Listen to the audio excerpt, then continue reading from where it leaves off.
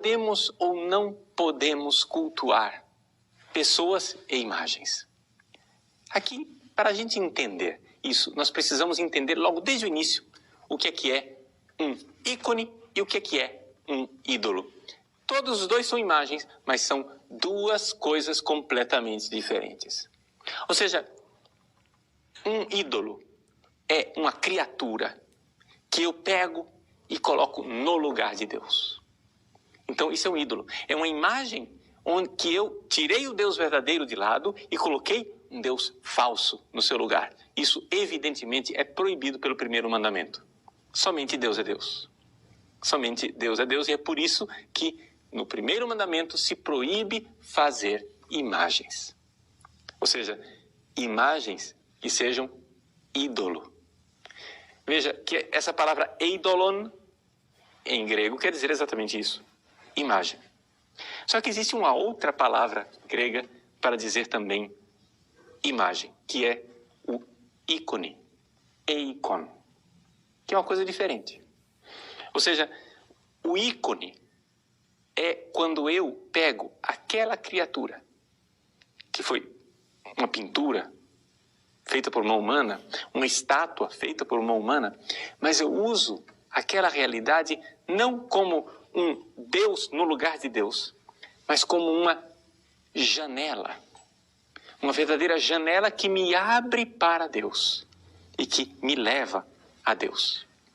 Então, se eu tenho diante dos olhos claramente a diferença entre ídolo e ícone, eu vou entender então que uma coisa é proibida e a outra é permitida.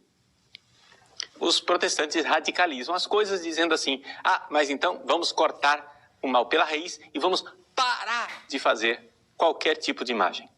Só que, deixa eu ajudar você espiritualmente, meu irmão. Isso não resolve o problema. Não resolve o problema porque você vai continuar, por exemplo, tendo diante dos seus olhos a sua esposa, o seu marido. Quando você olha para a sua mulher e vê a beleza do corpo dela, você tem uma escolha. Ou você transforma o que você está vendo em ídolo, colocando sua mulher no lugar de Deus, ou você transforma aquilo que você está vendo em ícone, fazendo com que ela seja uma janela transparente que te faz louvar a Deus. Porque aqui o que está em jogo não é a nossa atitude diante de um bonequinho de gesso, mas é a nossa atitude diante de toda a criação. Aqui que está o problema. Você pode acabar com todas as estátuas de gesso, você pode acabar com todos os ícones, você pode acabar com todos os sinais feitos por mão humana. Mesmo assim, o problema da idolatria vai continuar existindo. Porque o problema da idolatria ele é mais sério e mais radical. O problema da idolatria é a sua atitude diante das realidades criadas. As realidades criadas te levam para Deus ou te afastam dele. Isso depende da sua atitude. Isto é você quem vai dizer. Portanto, diante de uma flor, diante de um pôr do sol belíssimo, diante de realidades até mais tentadoras como o sexo, o dinheiro, diante de qualquer criatura, você está sempre diante de uma escolha. Ali você está encurralado.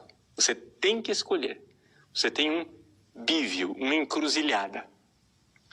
Ou você faz com que essa criatura seja um ícone, uma janela que te leva para Deus, ou você fala dessa criatura um ídolo, ou seja, algo que você coloca no lugar de Deus.